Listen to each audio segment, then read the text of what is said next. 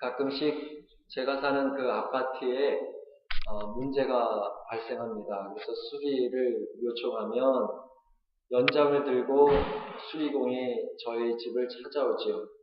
그러면 제가 현관문을 열어주면서 첫 마디가 인사를 나눈 다음에 하는 말이 있는데, 그 말은 신발을 벗어달라고 요청을 합니다.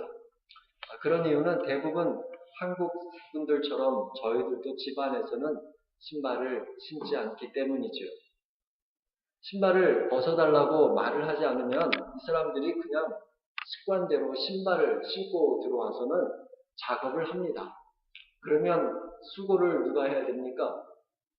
제가 그 사람이 다 끝난 다음에 다시 수고를 해야 됩니다. 동양 문화에서 신발은 더러운 것으로 간주되어서 집 안으로 들어갈 때는 반드시 벗는 것이 당연한 일로 되어 있죠. 이와 마찬가지로 우리가 거룩한 장소에 들어가려면 신발을 벗습니다. 그 이유는 존경의 표시를 나타내기 위해서죠. 떨기나무 불꽃 속에서 모세를 부르신 하나님께서 모세더러 너의 신발을 벗으라라고 말씀하신 것도 그런 이유이죠. 하지만 모세는 자기가 선 곳이 거룩한 곳이라는 사실을 알았을까요? 몰랐을까요? 몰랐겠죠. 알았다고 한다면 미리 벗었겠죠. 왜 몰랐을까요? 그것은 그가 처한 삶의 형편 때문이지요. 지금 모세는 미디안 제사장 이드로의 딸과 결혼하고 그 집에서 지내며 그 집의 양떼를 돌보고 있었습니다. 성서 일과에 따라 우리가 읽은 본문은 물에서 건짐을 받은 모세가 이집트 공주의 양자로 들어가서 궁궐에서 왕자 교육을 받고 성장하다가 이제 광야에서 도망자로 살아가고 있음을 보여주고 있습니다. 모세가 왜 이런 삶을 살아야 했냐면 그의 마음속에 불타는 민족의 때문이었죠. 이집트 병사에게 자기 동족이 학대받는 것을 보고서는 도저히 견딜 수가 없어서 그 병사를 쳐 죽입니다. 그리고는 모래 속에 감추어두죠. 그 사건 현장을 본 이집트 사람이 한 사람도 없었기 때문에 모세는 아무도 모를 것이라고 여겼습니다. 하지만 그 비밀은 24시간을 넘지 못했죠. 다음날 같은 민족끼리 싸우는 걸 뜯어말리던 그 모세를 향해 너가 우리의 중재자냐며 화를 내면서 이집트 병사를 어제 죽인 것처럼 나도 죽일 거냐며 대들고 따졌습니다. 자기 민족의 아픔을 보고 어떻게든 구해주려고, 어떻게든 도와주려고 했던 것이 모세였는데 사람들은 그 모세를 지지하지 않았죠. 오히려 살인자라고 고발을 했습니다.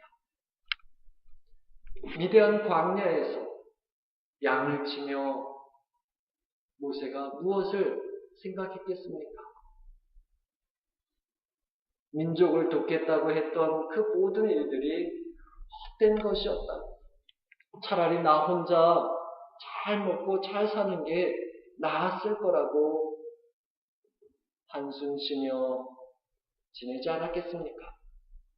우리도 경험해서 알지만 내 힘과 마음과 정성을 다 쏟아부었는데도 아무런 열매를 얻지 못하고 오히려 돌아오는 것이 사람들의 비난뿐이라고 한다면 그것처럼 낙심되고 좌절감을 맛보는 게 없습니다. 세계보건기구 발표에 따르면 우리가 사는 이 세상에서 가장 흔한 질병이 우울증이라고 합니다. 그리고 가장 많이 팔리는 약이 우울증을 치료하는 약이라고 하지요. 옛날 소련이요, 그 시베리아 강제 수용소에 사람들을 잡아다 놓고 사람들에게 일을 시킵니다. 그런데 차별을 둬서 일을 시키는데 아주 큰 죄인, 자기들이 보기에 그 중죄인은 가장 쉬운 노동을 시킵니다. 그것은 수용소 마당에 아침부터 벽돌을 쌓게 하는 겁니다. 그리고 저녁 때가 되면 그걸 허물게 해요.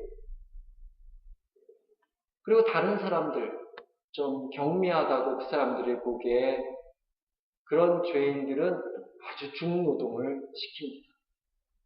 그런데 단순하고 쉬운 일을 하는 그 사람들이 몇 해를 넘기지 못하고 죽어가는 것을 발견했습니다. 그 이유는 솔제니친에 따르면 그 사람들이 하는 일에서 삶의 의미를 발견하지 못했기 때문이라고 합니다. 그렇습니다. 우리가 삶의 목적과 의미를 잃게 되면 살아갈 힘이 없고요. 살아도 사는 맛을 느끼지 못하게 됩니다. 광야에서 날마다 양을 치며 살아가던 모세가 이랬습니다. 1절에 보면 모세가 양떼를 이끈 곳을 가리켜 광야의 서편이라고 하지. 이것은 광야 중에서도 광야를 지나는 그 끝을 말합니다. 갈 때까지 갔다는 것이기도 하죠. 밀려오는 외로움에 지치고 아무도 내 마음을 알아주는 사람이 없어서 깊은 고독감에 빠져 지냈던 것이 모세라고 하겠습니다. 그래서 그는 하나님의 부르심을 받고도 신비하게 떨기나무 불꽃 속에서 말씀하시는 그 소리를 듣고도 내가 누구간데 가겠냐며 고집스럽게 사양했던 것입니다. 오늘 여러분은 어떻습니까? 예배를 드려도 아무런 느낌이 없습니까? 찬송을 부르며 기도를 드려도 멀뚱멀뚱하십니까? 그런 이유는 여러분이 선 자리가 거룩하게 느껴지지 않기 때문이 아니겠습니까? 은혜 중에 은혜가 있다면 그런 모세처럼 사는 우리들을 하나님께서는 그냥 모른 채 하지 않으신다라는 것이죠. 우리에게 찾아오시고 당신을 드러내 보이십니다. 우리 6절 말씀을 한번 다 읽어보십시다. 또 이르시되 나는 내 조상의 하나님이니 아브라함의 하나님, 이삭의 하나님, 야곱의 하나님입니다. 모세가 하나님 배웠기를 두려워하여 얼굴을 가리우매. 6절부터 나타나는 말씀은 하나님이 모세에게 보여주시는 하나님의 모습이죠. 7절 이하에서도 보면 하나님은 계속해서 당신의 백성들이 부르짖는 고통의 소리를 들으셨고 그리고 그들이 당하는 어려움을 보고 계셨고 알고 계신다고 말하고 있습니다. 그리고 친히 내려오셔서 그들의 고통에서 건져주시겠노라 말씀하고 계시지요.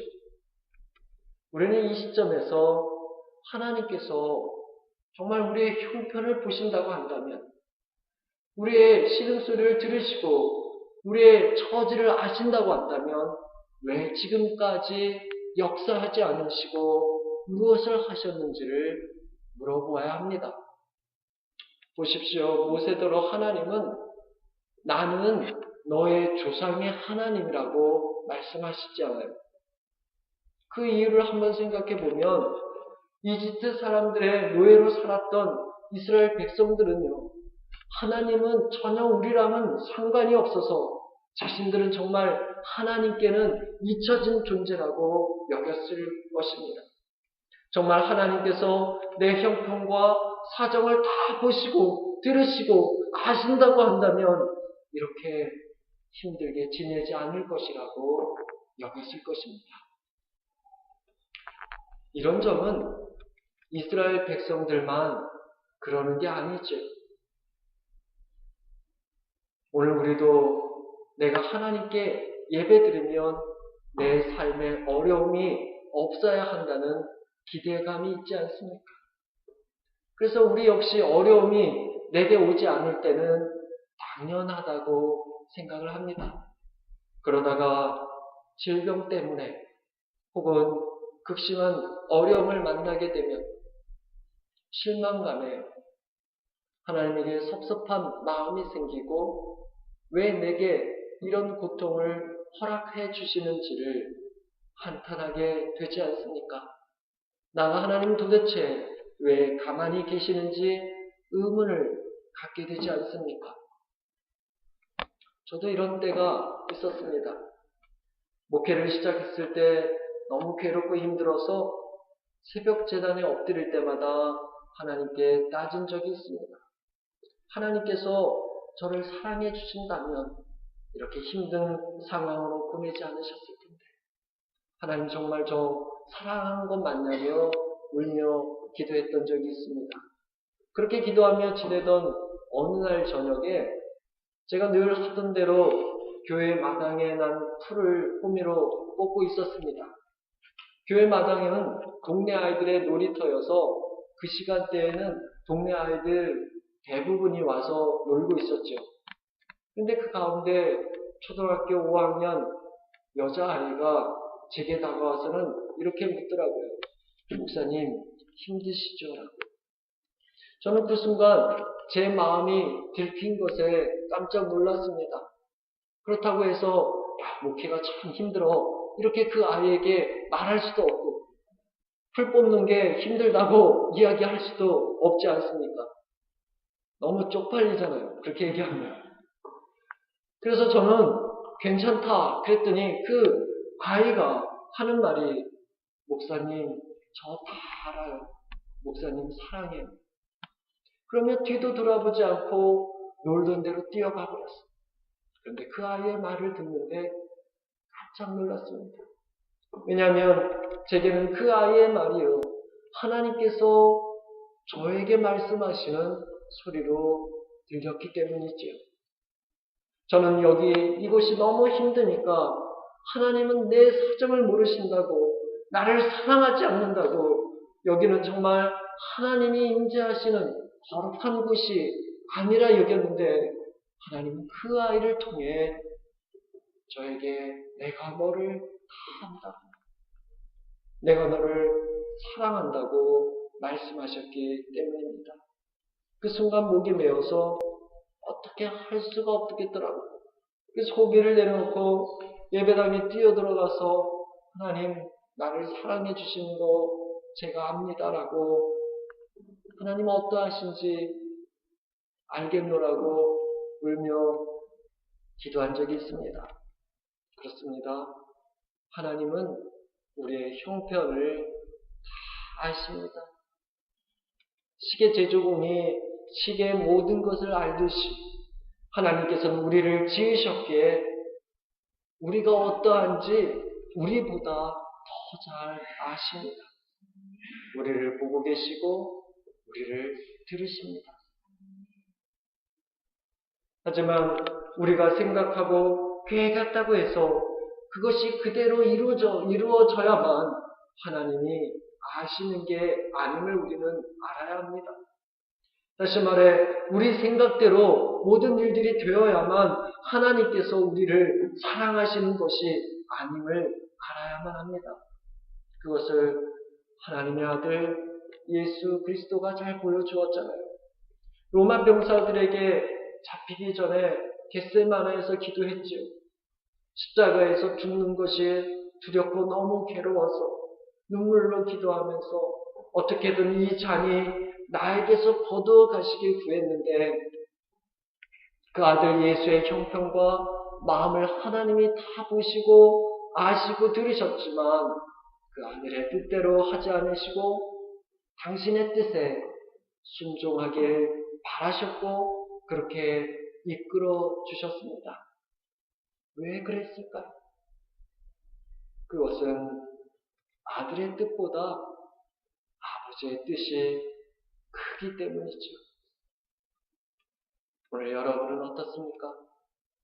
때로 기도한 대로 응답받지 못해서 서운해하고 실망감에 좌절에 빠져 있지는 않습니까? 하나님이 내 사정을 모른다고 여기고 있지는 않습니까? 이런 우리를 향해 오늘 말씀은 이렇게 말합니다. 우리 9절 말씀과 10절을 함께 읽어보십시다.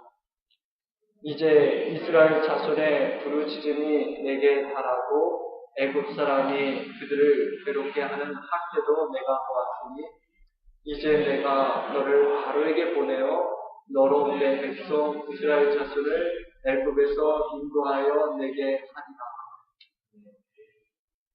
이 말씀에 보면 하나님께서 우리 기도에 응답하시는 중요한 단어가 있습니다. 그것은 이제라고 하는 것이죠. 고통스럽고 외로운 광야의 삶을 4년 동안 보냈든지 아니면 그 기간이 40년이 되었든지 아니면 400년이 되었든지 그 횟수가 기준이 아니라 하나님이 정하신 때에 하나님께서 알맞게 응답하신다라는 것입니다. 이제 때가 차면 하나님께서 일하신다라는 것입니다. 우리의 사람이 정한 때가 아닙니다. 우리 사람이 가려고 한 때가 아니고 우리 사람이 요구하는 때가 아니죠. 비록 우리 사람이 결정하지 못했고요. 우리 사람이 생각하지 못했고요. 알 수 없지만 하나님은 그 때를 아시고 당신의 사람들을 세워서 일하신다는 사실을 믿으시기 바랍니다. 이런 은혜를 체험하는 저와 여러분이 되기를 주의 이름으로 축원합니다. 이 대목에서 우리는 하나님께서는 보고만 계시지는 않는다는 분을 생각해 봐야 합니다. 하나님은 들으시고만 가만히 계시는 분이 아니라는 분이지요. 우리를 보시고 우리의 신음을 들으시고 우리의 형편을 아시는 주님은 다른 사람들에게도 그렇게 대하신다라는 것입니다. 이러니 우리의 삶을 돌아보아야 합니다. 다른 사람을 억울하게 하거나 괴롭게 하고 눈물 나게 하는 일을 하나님께서는 그냥 보고만 계시지 않기 때문입니다. 그냥 들으시고만 계시지 않기 때문입니다. 극심한 절망감에 꿈을 잃은 그 모세의 삶의 터전에 다가가서 너가 선 곳이 거룩하다고 하신 분이 하나님이심을 우리는 알아야 하겠습니다. 괴롭게 하는 학대를 보시고 들으시고 아신다고 하신 분이 하나님이시라는 사실을 알아야만 하겠습니다. 고통 속에 심한 그 백성을 향해 너희가 나의 백성이라고 하시며 모세를 찾아 모세를 부르신 이유가 바로 이것 때문이죠. 오늘 저와 여러분을 이 자리로 부르신 이유는 무엇 때문이겠습니까? 그것은 하나님을 섬기지 못하게 가로막고 탄식하게 만드는 바로의 손길 아래 있는 사람들을 하나님을 예배하는 사람으로 일으켜 세우라고 부르시는 그 이유가 아니겠습니까? 하나님이 계신가 의심하며 믿지 못하는 사람들에게 고난의 삶의 현장에 찾아와 거룩한 곳이라며 나를 만나주신 그 하나님을 전하는 하나님의 입술이 되길 원해서가 아니겠습니까? 내가 생각해도 나란 사람은 도저히 가망이 없다고 여기고 내가 있는 이곳은 보잘것없다고 하찮다고 여기지만 그러나 하나님은 그런 나를 소중히 여기시고 하나님이 머무시는 곳이면 거룩한 곳이 된다는 그 사실을 깨닫고 이제 새로운 삶을 살아가라고 부르시는 게 아니겠습니까? 모세는 하나님의 요청에 내가 누구이길래 이 일을 할 수 있겠느냐 물었는데 오늘 저와 여러분은 어떻습니까? 우리 역시 그럴 만한 능력이 없다고 생각하지 않습니까? 우리는 뭔가 능력을 받아야만 혹은 그럴 만한 조건을 내가 갖추어야만 그런 일을 할 수 있다고 여기고 있지는 않습니까?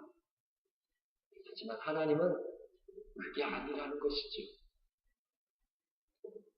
톨킨이 쓴 반지의 제왕에 반지를 운반하는 프레도는 그 일이 너무 벅차다며 간돌프에게 이렇게 얘기하죠. 반지를 운반하기에는 내가 적당하지 않은 사람이라고 생각을 합니다. 차라리 제가 이 반지를 보지 않았더라면 좋았을 것이라고. 어째서 제가 이 반지를 운반할 사람으로 뽑혔는지 모르겠다고요. 그때 간달프가 그러죠.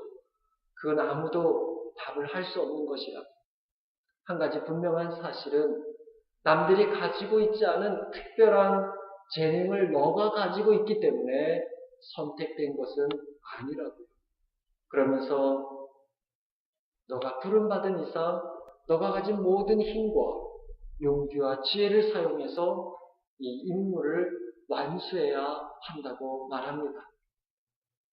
그렇습니다.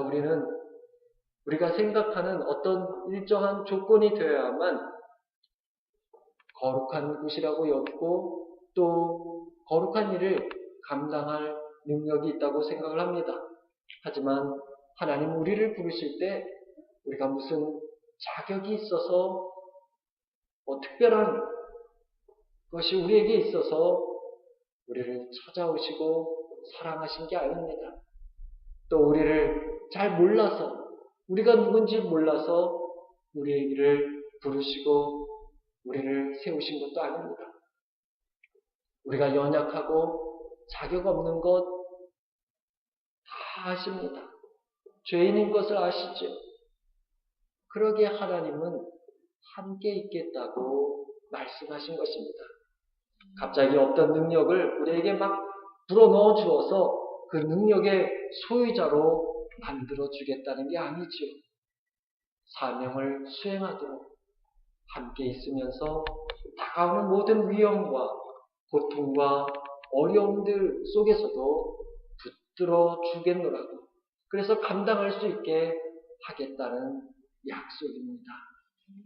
그러게 하나님을 느낄 수 있는 거룩한 곳은요.